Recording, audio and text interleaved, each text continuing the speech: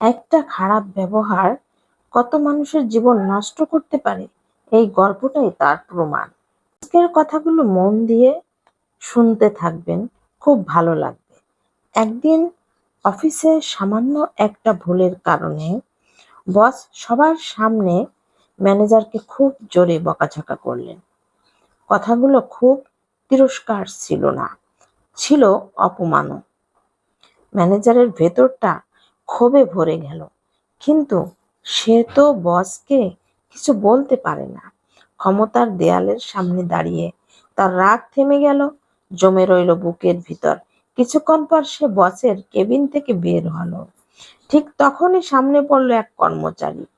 কোনো কারণ ছাড়াই ম্যানেজার তার উপর ঝাড়লো সমস্ত জমে থাকা রাগ। কর্মচারীও অপমানিত হলো, ভিতরে ভিতরে জ্বলতে লাগলো, কিন্তু সেও তো ম্যানেজারকে কিছু বলতে পারলো না।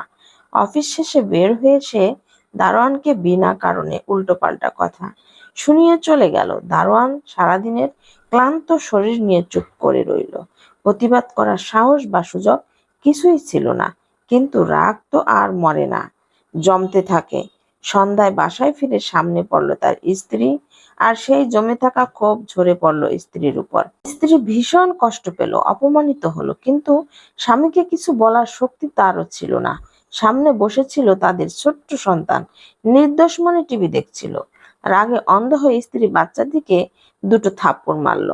স্বাধীন শুধু টিভি দেখো, পড়াশোনা নেই একদম। বাচ্চাটি কাঁদতে কাঁদতে বাইরে চলে গেল। তার ছোট্ট মনেও জমে গেল অকারণ রাগ আর কষ্ট। রাস্তার পাশে একটি কুকুর বসেছিল, সে কিছুই জানতো না এই রাগের গল্প। বাচ্চাটি পাথর তুলে কুকুরটিকে মারতে শুরু করলো। কুকুরটি ব্যথা আর আতঙ্কে দৌড়াতে লাগলো। রাগ আর ভয়ের মিশ্র প্রতিক্রিয়া সে সামনে থাকা একজন মানুষকে কামড় দিয়ে বসলো। যাকে কামড়ালো জানো? সেই অফিসের বসকে, যেদিনের শুরুতে ম্যানেজারকে অপমান করেছিল। বস অবাক হয়ে ভাবতে লাগলো, আমি তো প্রতিদিন এই কুকুরটাকে খাবার দিই, তাহলে সে আমাকে কেন কামড় দিল? আসলে জীবনের একটি অদৃশ্য সত্য আছে, রাগ, কষ্ট আর অপমান কখনো হারিয়ে যায় না। এগুলো শুধু মানুষের হাত বদলাতে বদলাতে ঘুরে ফিরে আবার উৎসের কাছেই আসে। আমরা না বুঝেই অনেক সময় নিজের কষ্ট অন্যের উপর ঝেড়ে ফেলি, আর সেই অন্যজন আবার আরেকজনকে আঘাত করে। এভাবেই তৈরি হয় এক অদৃশ্য রাগের চক্র। কর্মের ফল সবসময় সরাসরি আসে না, কিন্তু ঘুরে ফিরে ঠিকই আসে। তাই জীবনের সবচেয়ে বড় নিয়ন্ত্রণ হলো নিজের আচরণ। একটি কঠিন কথা, একটি অপমান, একটি রাগ হয়তো কারো সারাদিন, এমনকি কারো জীবনও বদলে দিতে পারে।